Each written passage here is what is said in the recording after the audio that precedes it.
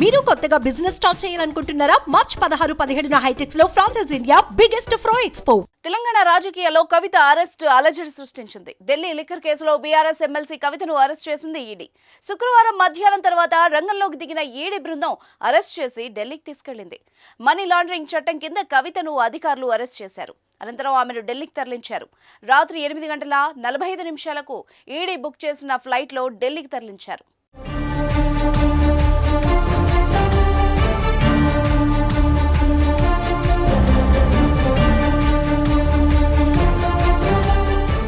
ఇవాళ ఢిల్లీలోని రౌజ్ రెవెన్యూ కోర్టులో కవితను ప్రవేశపెట్టనుంది ఈడీ. కవితను ఢిల్లీకి తరలించిన నేపథ్యంలో కేటీఆర్తో పాటు పలువురు నేతలు శుక్రవారం రాత్రి ఢిల్లీకి బయలుదేరారు. లిక్కర్ స్కామ్ కేసులో అరెస్ట్ అయిన ఎమ్మెల్సీ కవిత ఈడీ అధికారులకు సంపూర్ణంగా సహకరిస్తారని తెలిపారు. ఇలాంటి అణచివేతలు ఎన్ని జరిగినా ఎదుర్కొంటామని చెప్పారు. శ్రేణులు బలంగా మనోధైర్యంతో ఉండాలని విజ్ఞప్తి చేశారు. ఇలాంటి అణచివేతను, దొంగ కేసుల్ని, రాజకీయ కక్ష సాధింపు చర్యల్ని చట్టంపైన నమ్మకం ఉంచి ఎదుర్కొంటామని కవిత తెలిపారు. గత 2 ఏళ్లుగా ఢిల్లీ లిక్కర్ కేసు చర్చనీయాంశంగా మారింది. సిబిఐ, ఈడీ దూకుడుగా ముందుకెళ్తున్నాయి. కీలక వ్యక్తులు ఈ కేసులో ఇప్పటికే అరెస్ట్ అయ్యారు. ఓవైపు నిందితులు అప్రూవర్లుగా మారుతుండగా కీలక సమాచారాన్ని రాబడుతున్నాయి. వాళ్ళిచ్చిన సమాచారంతో అన్ని ఆధారాలు సేకరించి కేసు దర్యాప్తు చేస్తున్నారు.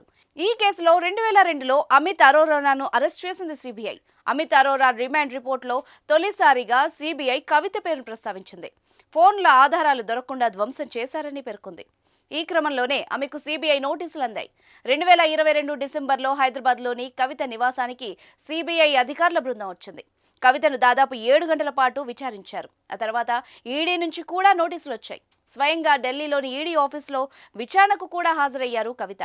ఈ సమయంలోనే కవితను అరెస్ట్ చేస్తారన్న వార్తలు వచ్చాయి. కానీ అరెస్ట్ కాలేదు.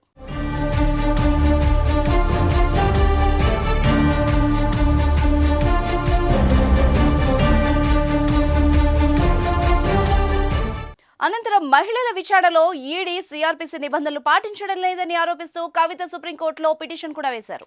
ఈ పిటిషన్పై కొద్ది నెలలుగా విచారణ జరుగుతోంది. కేసు విచారణ సాగుతుండగానే మరోవైపు సిబిఐ, ఈడీ మరోసారి కవితకు నోటీసులు పంపించాయి. ఈ కేసులో సాక్షిగా ఉన్న కవితను నిందితురాలిగా కూడా పేర్కొంది సిబిఐ. ఇటీవలే 41 సిఆర్పిసి కింద నోటీసులు కూడా ఇచ్చింది. కానీ సిబిఐ విచారణకు హాజరు కాలేదు కవిత.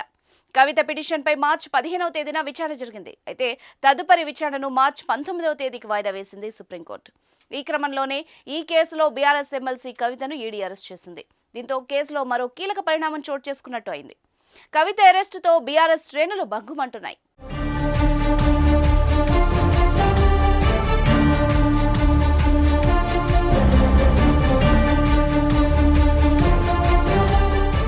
సుమన్ టీవీలో మీ పర్సనల్ అండ్ బిజినెస్ ప్రమోషన్స్ కోసం కింది నెంబర్కి కాంటాక్ట్ చేయండి.